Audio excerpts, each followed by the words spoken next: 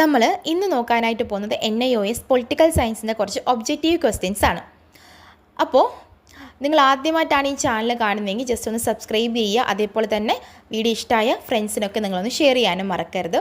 എന്തെങ്കിലും നിങ്ങൾക്ക് സജഷൻസ് വല്ലതും ഉണ്ടെങ്കിൽ താഴെ കമൻറ്റ് ബോക്സിൽ രേഖപ്പെടുത്താം. നമുക്കൊരു വാട്സപ്പ് ഗ്രൂപ്പ് കൂടിയുണ്ട്, മുകളിലുണ്ട്. അതിൽ ക്ലിക്ക് ചെയ്ത് കഴിഞ്ഞാൽ നിങ്ങൾക്ക് വേണ്ട നോട്ട്സും കാര്യങ്ങളൊക്കെ കിട്ടുന്നതായിരിക്കും. നമ്മളിന്ന് നോക്കാനായിട്ട് പോകുന്നത് കുറച്ച് ഒബ്ജക്റ്റീവ് ക്വസ്റ്റ്യൻസ് ആണ്. ആദ്യം നമുക്ക് ചാപ്റ്റർ 3 ഒബ്ജക്റ്റീവ് ക്വസ്റ്റ്യനിലേക്ക് പോവാം.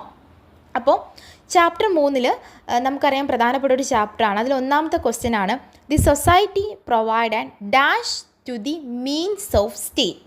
അതിൻ്റെ ആൻസർ എൻറ്റാണ്. ഓക്കെ, സൊസൈറ്റി എന്ന് പറയുന്നത് ഒരിക്കലും അവസാനിക്കാത്ത ഒന്നാണ്.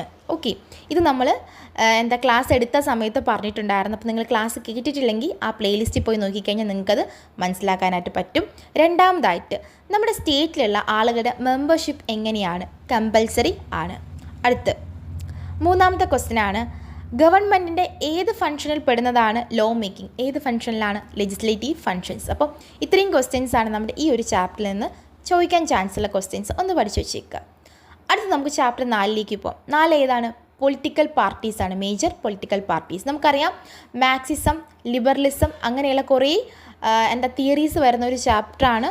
സോ അടിപൊളിയായിട്ട് മാർക്ക് സ്കോർ ചെയ്യാൻ പറ്റുന്ന ചാപ്റ്ററാണ്. നിങ്ങളത് മസ്റ്റായിട്ട് നിങ്ങൾ ഈ ഞാൻ പറയുന്ന ചാപ്റ്റേഴ്സിൻ്റെ ലെക്ചറെല്ലാം കേട്ടിട്ട് മനസ്സിലാക്കിയിട്ട് വേണം ഓൺവേർഡ് ക്വസ്റ്റ്യനിലേക്ക് വരാനായിട്ടുള്ളത്. ഓക്കെ, ചാപ്റ്റർ 4 മെയിനായിട്ട് നമുക്ക് നോക്കാനായിട്ടുള്ളത് ഒന്നാമത്തെ ക്വസ്റ്റ്യൻ ആണ്, liberal economy is the dash economy. Liberal economy എന്ന് വെച്ചാൽ എന്ത് തരത്തിലൊരു എക്കോണമിയാണ്? ഒരു ക്യാപിറ്റലിസ്റ്റ് എക്കോണമിയാണ്.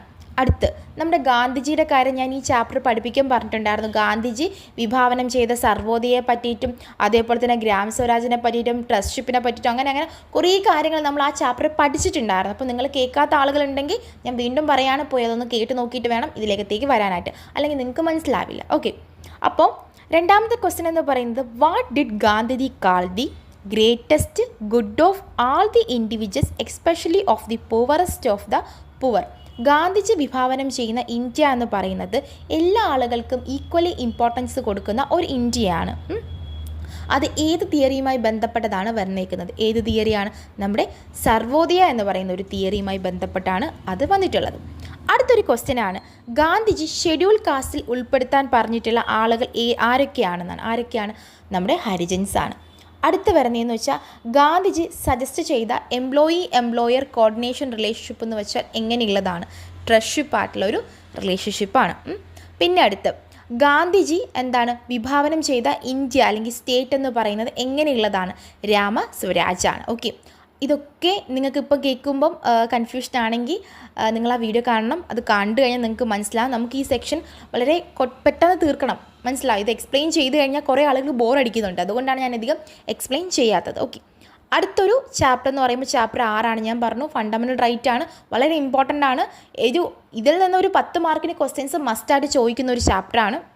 ഒന്നാമത്തെ ക്വസ്റ്റ്യൻ എന്ന് പറയുന്നത്, നമ്മുടെ പ്രോപ്പർട്ടി ആക്റ്റിൽ നമ്മൾ റൈറ്റ് ടു പ്രോപ്പർട്ടി ആ ആക്റ്റിൽ ഒരു അമെൻമെൻറ്റ് വന്നിട്ടുണ്ടായിരുന്നു. അത് എത്രാമത്തെ അമെൻമെൻ്റ് ആണ് എന്നുള്ള ക്വസ്റ്റ്യൻ ആണ്. 44 അമെൻമെൻ്റ് ആണ്.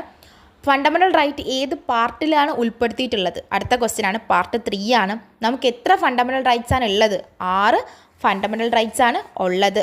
അടുത്ത് നമ്മൾ പറഞ്ഞു, കുട്ടികളെ ഒരു 14 വയസ്സിന് താഴെയുള്ള കുട്ടികളെ കൊണ്ട് ജോലി ചെയ്യിപ്പിക്കുന്നതിനെ ബാലവേല എന്ന് പറഞ്ഞു.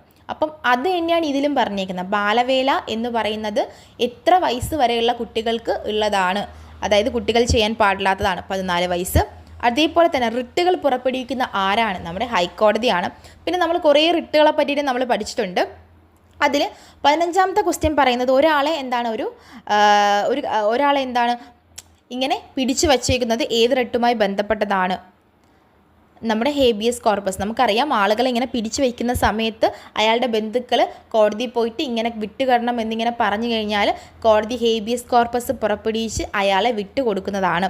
അതേപോലെ തന്നെ ഒരു റീസണും ഇല്ലാതെ ഒരാൾ ഒരു ഓഫീസിൽ പോയിട്ട് ആ ഓഫീസിൽ ആക്ട് ചെയ്യുന്നുണ്ടെങ്കിൽ അത് ഏത് റിട്ടുമായി ബന്ധപ്പെട്ടാണെന്ന് ചോദിച്ചാൽ വാറൻറ്റുമായി ബന്ധപ്പെട്ടാണ്.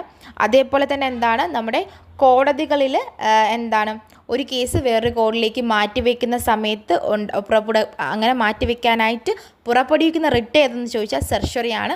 അപ്പം ഇത്രയും ക്വസ്റ്റ്യൻസ് ആണ് നമ്മുടെ ഈ ഒരു ചാപ്റ്ററിൽ നിന്നുള്ള പ്രധാനപ്പെട്ട ക്വസ്റ്റ്യൻസ് എന്ന് പറയുന്നത്. പിന്നെ ചിലപ്പം ചോദിക്കാൻ ചാൻസ് ഉണ്ട്. നമ്മൾ പറഞ്ഞു ഫണ്ടമെൻ്റൽ റൈറ്റ് എല്ലാം പഠിച്ചിട്ട് പോകണം. അബോളിഷൻ ഓഫ് അൺടച്ചബിലിറ്റി ഏത് ആക്റ്റിൽ പെടുന്നതാണ്, അതേപോലെ തന്നെ എന്താണ് റൈറ്റ് ടു ഇക്വാലിറ്റി ഏത് ആക്റ്റിൽ പെടുന്നതാണ്, അങ്ങനെയുള്ള ഓരോ ഫണ്ടമെൻ്റൽ റൈറ്റും ഏത് ആക്റ്റിൽ വരുന്നതാണെന്നുള്ളതും കൂടി നിങ്ങൾ ഓർത്ത് വെച്ചിട്ട് വേണം പോകാനായിട്ടുള്ളത്. ഞാൻ ലിമിറ്റഡ് ആയിട്ടുള്ള കാര്യങ്ങൾ മാത്രമേ എടുക്കുന്നുള്ളൂ. ഇപ്പോൾ റൈറ്റ് ടു ഇക്വാലിറ്റി ഏത് ആക്റ്റിൽ പെടുന്നതാണ്, right to freedom of movement അങ്ങനെയുണ്ട്, നമ്മുടെ റിലീജിയസ് റൈറ്റ് ഏതാണ്, ഇങ്ങനെയൊക്കെ ചോദിക്കാൻ ചാൻസ് ഉണ്ട്. അപ്പോൾ നിങ്ങൾ ആർട്ടിക്കിൾസും കൂടി പഠിച്ചു വെച്ച് കഴിഞ്ഞാൽ നിങ്ങൾക്ക് കുറച്ചും കൂടി ഹെൽപ്ഫുള്ളായിരിക്കും.